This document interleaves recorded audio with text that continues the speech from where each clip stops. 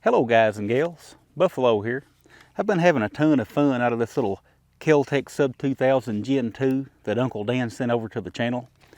Today I'm going to sit down and shoot some groups with it. Actually, I'm going to lay down prone here. I've got my shooting mat out.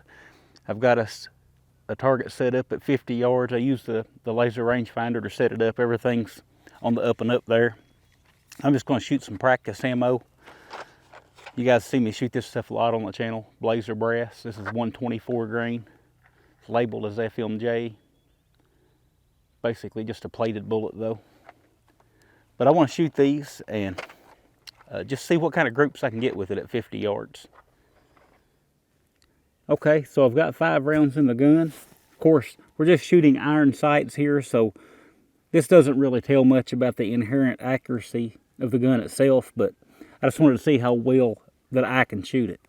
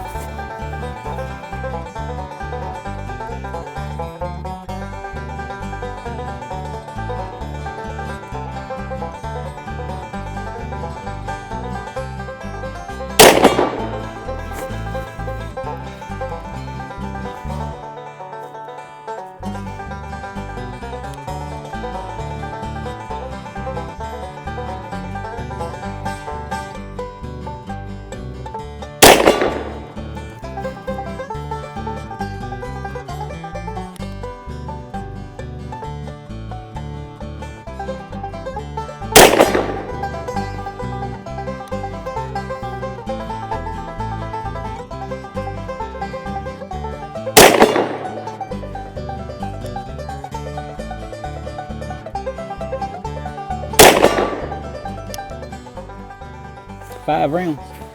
And again, no last shot hold open. I went over all that stuff in the first video. If you guys are interested in the overview of this gun, I recommend watching that first video. I'll have it linked in the description of this one. Let's go take a look and see what I've done here.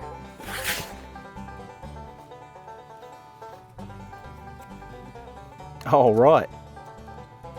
So that 5 shots measures about 2 inches. Now I'd take that all day long out of a little folding rifle, a folding pistol caliber rifle that barely weighs anything, and I'm just using cheap practice ammunition. I would take that all day long. Problem is, I'm not getting that all day long. This is the best group I shot today, and it just happens to be the one that I got on camera. So in full disclosure here, I'll show you a few of the other groups that I got. You can see it's kind of all over the place till I got settled in. I shot about 10 groups. These are the 3 worst. Of course, the one I just shot was by far the best, but I'm probably on averaging about 3 to 3.5 inches at 50 yards, which is still, in my opinion, pretty good for a little gun that, like I say, hardly weighs anything, folds up into nothing, and I'm shooting at blazer brass ammunition, which is, you know, that's not a match ammo or anything. So, pretty happy with the way it's shooting. I know some of you guys wanted to see what this stuff was doing over the chronograph, so let's shoot a few over it.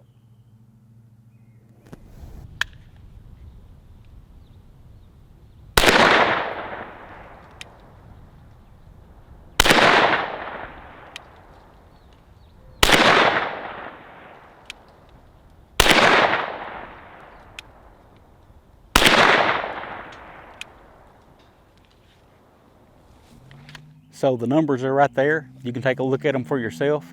We averaged about 1,354 feet per second with that blazer brass ammunition out of the 16.25 inch barrel. Had a standard deviation of about 24 feet per second. But I thought it'd be neat to compare that to a handgun, because without comparison, it doesn't really mean anything. So I went and got the little DB9, the little Diamondback DB9 with the 3.1 inch barrel, just to go as extreme as I could with this and show you the velocities that we would get out of a small pistol like the DB9.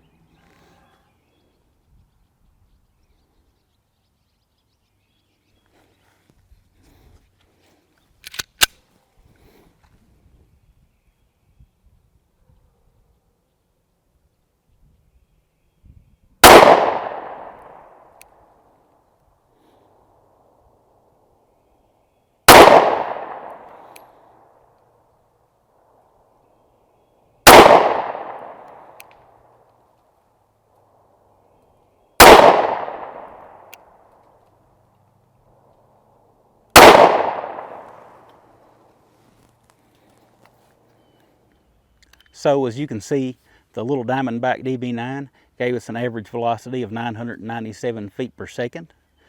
Pretty respectable out of that little 3-inch barrel. But I just wanted to do that just because I thought it was interesting, just to show the difference between one extreme to the other on barrel lengths with a 9mm. Not all ammunition is going to give you that big. You know, we went from 1,354 feet per second in this 16¼ inch barrel down to 997 in that 3-inch barrel. Not all ammunition is going to give you that big of an increase. It depends on the burn rates of the powders and all that sort of thing. Some ammunition won't give you much of an increase at all, and after you get past a certain point in barrel length, you're going to start slowing the velocity down again with friction, because that powder burn can only expand so far. But I just thought it'd be interesting to include that, since somebody asked to see the Kel Tec Sub 2000 with that blazer brass shot over the chronograph in the last video I did with this. But having a lot of fun with this thing. Going to do 1 or 2 more videos with it before I send it back to Uncle Dan. Really enjoying it. I've got about 400 rounds through it so far. Haven't had a single hiccup. Almost all of it has been that blazer brass. I may switch over and try some hollow points and things through it as well, but almost all of it so far, I think actually every bit of it has been the blazer brass. But I'll switch over and try some different ammo through it and see how it reacts to some different ammo. I've got several different kinds up there, and then we'll get it back to him. I'd like to get about 1,000 rounds through it before I send it back. But that's all I got today, and I'll talk with you guys again soon.